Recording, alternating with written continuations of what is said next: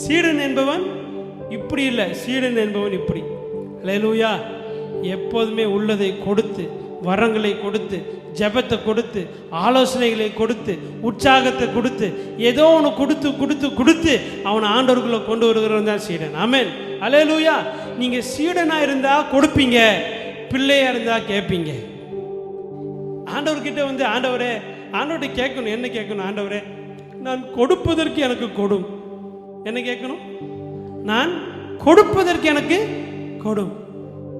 அமுக்கி குலுக்கி சரிந்து விழும்படி நான் திருப்பி கொடுக்குற அளவுக்கு எனக்கு என்ன செய்யுங்க? கொடும். எனக்கு வரங்களை கொடும். எதற்கு? நான் கொடுப்பதற்கு, சுகம் கொடுப்பதற்கு. எனக்கு கிருபைகளை தாங்க. எதுக்கு? நான் அநேகரை ஆண்டவருக்குள்ள நடத்துவேன். அப்போ சீடன் என்பவன் ஜனங்களை ஆண்டவருக்குள்ளாக கொண்டு வருகிறவன்.